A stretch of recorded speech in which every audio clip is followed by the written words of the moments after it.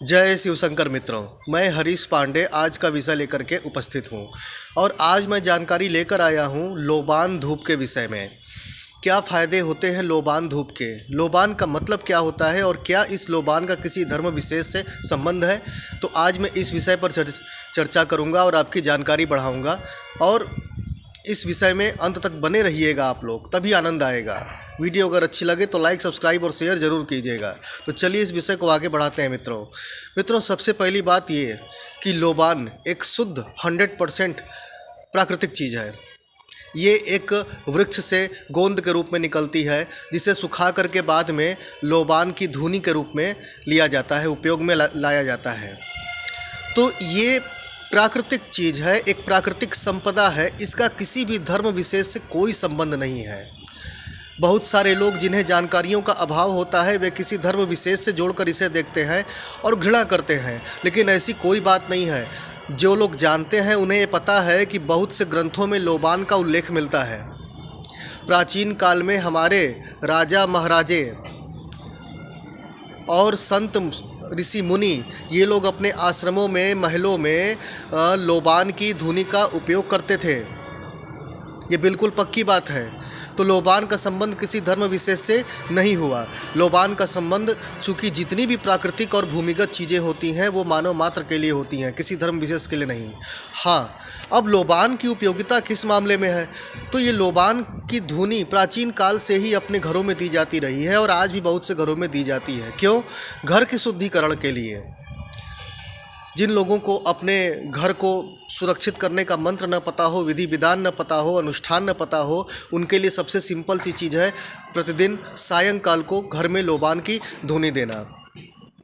ये बिल्कुल 100% सत्य बात है कि लोबान की धुनी देने से घर से दुष्ट आत्माएं भागती हैं। बहुत सी जगहों पे लिखा है या बहुत से लोग बोलते हैं कि लोबान की धुनी देने से पारलौकिक शक्तियाँ आकर्षित होती हैं। ये बिल्कुल गलत बात है, फालतू बात है।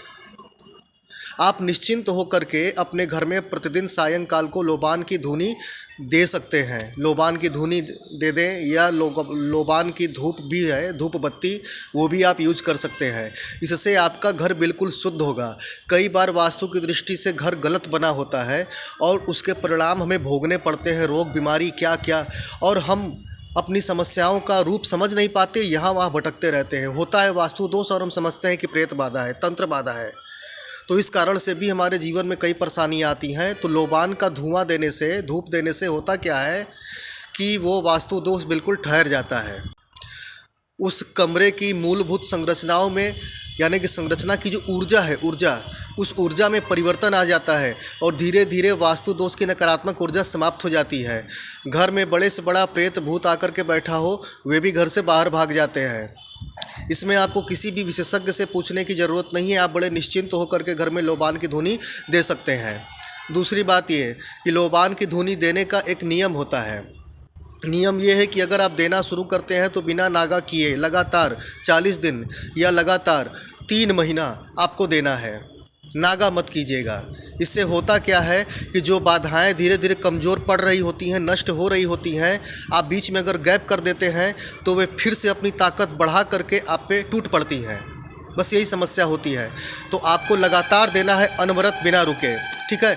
तो मित्रों, लोबान की धुनी बड़ी कारगर चीज़ है। इससे घर में सुख शांति आती है, बरकत होती है और घर से नकारात्मकता का समूल विनाश हो जाता है। बहुत से घरों में बाहरी भूत प्रेत आकर विराजमान हो जाते हैं, घर के पितर बाहर हो जाते हैं। तो इससे क्या होगा कि वे दुष्ट आत्माएं बाहर जाएंगी और आपके घर के पितर घर में आएंगे और आपको आशीर्वाद देंगे, आपके घर में विराजेंगे, आपकी साधना में उन्नति होगी, बरकत होगी। आपके कुल देवता, कुल देवी भी आएंगे। शुभ आत्माएँ आपके घर खानदान से संबंधित जो हैं वे आपके घर में आना शुरू हो जाएंगी। तो लोबान की धूप बहुत चमत्कारी है। आप भी इसको देना शुरू कीजिए। निश्चित बता रहा हूँ, कितनी भी प्रकार की वैरायटी की समस्याएं आपके लाइफ में हो, 70 से 80% फ़र्क पड़ जाएगा। पहले दिन से ही फ़र्क पड़ जाएगा। ओरिजिनल लोबान का यूज़ करना बस। ठीक है। तो आज के लिए बस इतना ही। मुझे आज्ञा दीजिए। जय शिवशंकर।